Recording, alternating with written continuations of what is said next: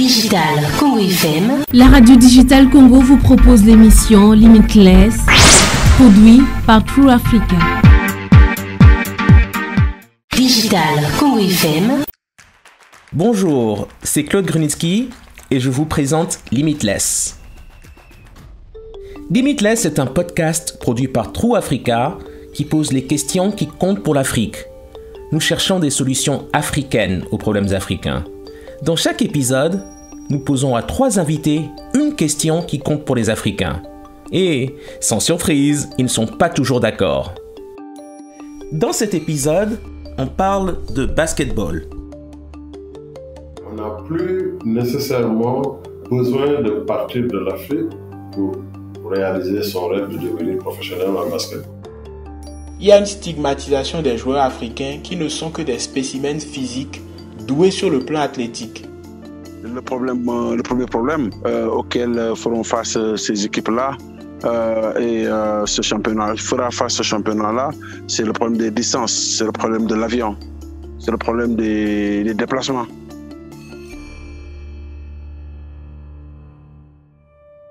La Basketball Africa League, alias BAL, est la première compétition masculine de basketball du continent. Elle a été fondée en 2019.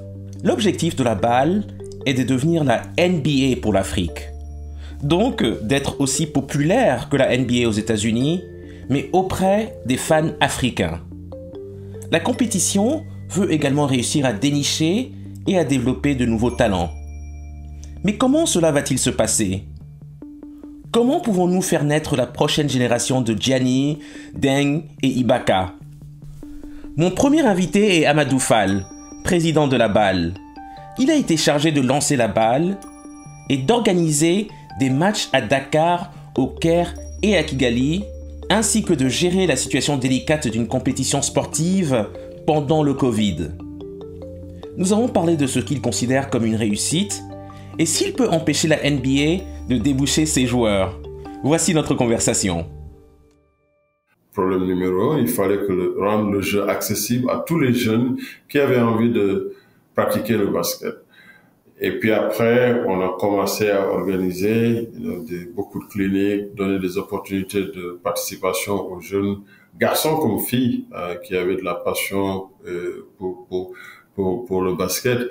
Alors, on a organisé ces cliniques, des Junior NBA Camp, et puis on a amené des matchs, le Africa Game, pour continuer à donner de la visibilité au basket sur le continent, pour donner de l'expérience à tous ces supporters, pour qu'ils aient l'expérience live des matchs NBA. Ensuite, on a lancé les NBA Academy Africa, pour la première fois, commencer à, de manière ciblée, identifier des talents et les développer ici même sur le continent. Alors, tout cela va encourager le développement de l'écosystème qui va créer de l'emploi dans d'autres secteurs. Mais vous savez que les gens ont beaucoup parlé de la Basketball Africa League depuis quelques années et surtout depuis l'investissement de l'ancien président Barack Obama en 2021. Quand est-ce que vous saurez que vous aurez réussi votre pari ? Quand on voit que de plus en plus des pays sont intéressés par le développement d'infrastructures comme Dakar Arena ou Kigali Arena, le talent que nous sommes en train d'attirer, des talents de niveau mondial, quelques joueurs qui ont joué à NBA avant, mais aussi le talent africain que nous sommes et nous allons continuer à pouvoir retenir sur le continent. Je pense qu'aussi le développement de l'expertise locale va être un grand indicateur des progrès. Justement, est-ce que vous pensez que la Basketball Africa League est en mesure d'identifier des talents exceptionnels comme des Gianni? Et si oui, comment faire pour les retenir sur le continent ou pas? Le rêve le plus réaliste pour un jeune, c'est en Afrique, oui, vous rêvez d'aller à la NBA, mais d'abord entrer sur le terrain pour commencer à jouer. Rejoignez votre club, le club de la ville, du quartier, et que ce club participe dans son championnat local que ce club gagne son championnat local et vienne à la Basketball Africa League.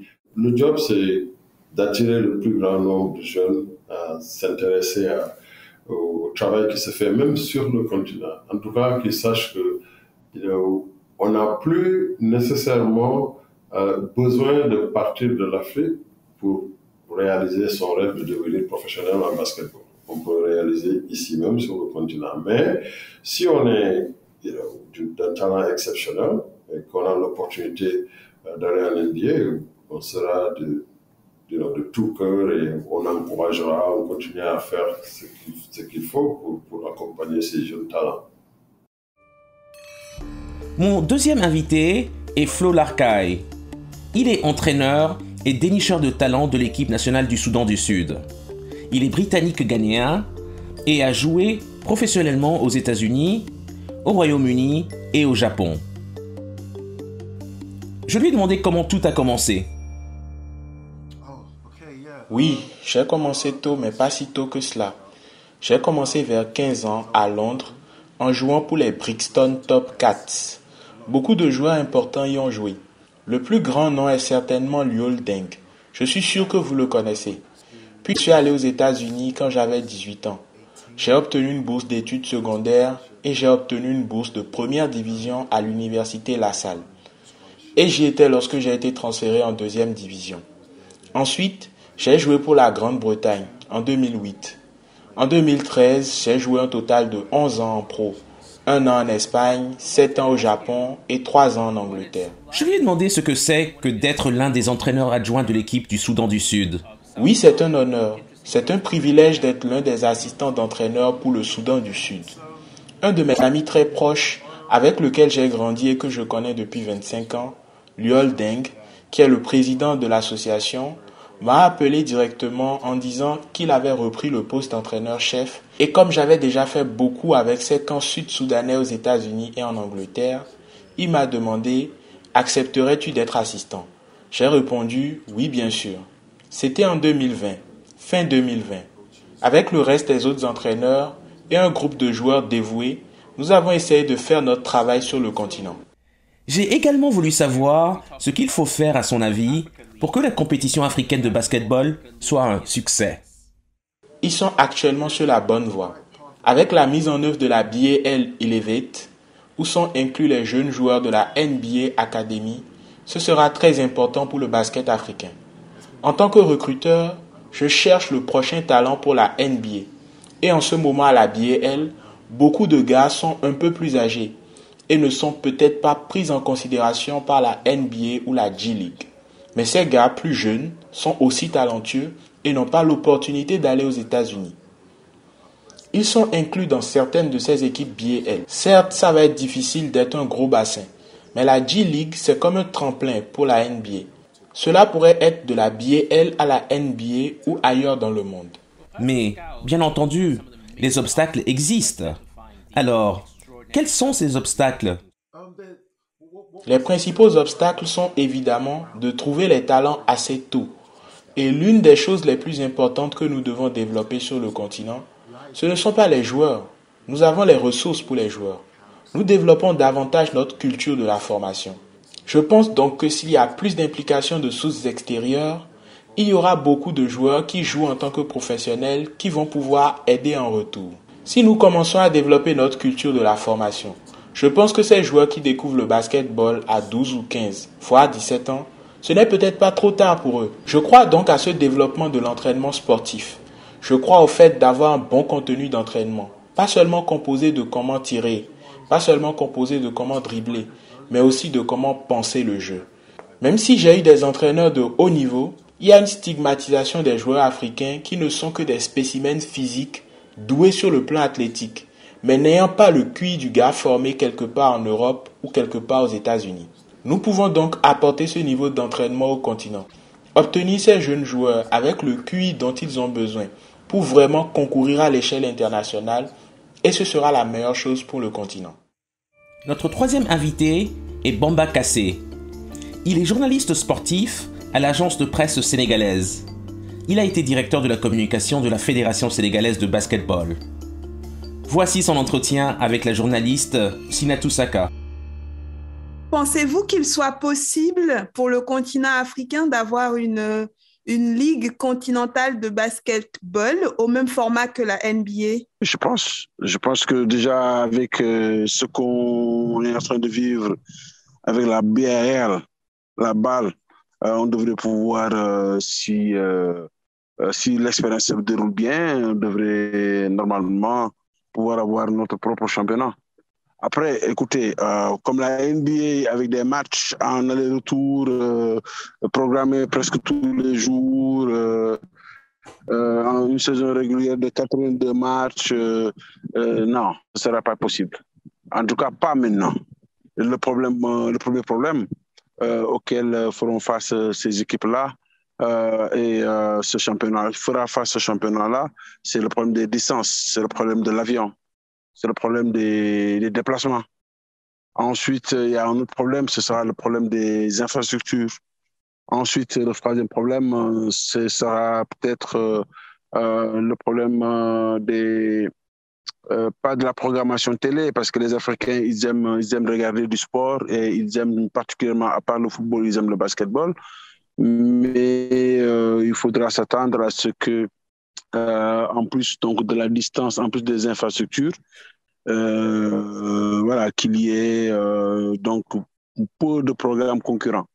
Or, vous le savez, nous sommes de très grands consommateurs de compétitions sportives et avoir une saison régulière à la NBA, non. Franchement, ça m'étonnerait. Par contre, avoir notre saison sportive, notre championnat basket continental, mais à la sauce africaine, avec peut-être des stops dans certaines villes, avec des petits tournois pour finalement peut-être aller dans le sens d'avoir un grand Final Four, oui. Ça, je pense que c'est fort possible.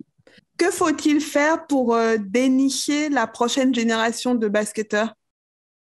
Ce qu'il nous faut, c'est continuer à travailler, que chaque fédération essaie de mettre en place un programme de développement avec au moins sur une dizaine d'années, avec des objectifs précis.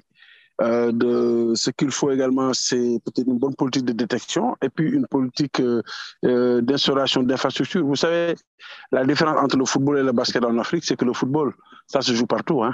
On a juste besoin d'un ballon. Est-ce qu'il y a un pays africain qui va dans le bon sens, à votre avis?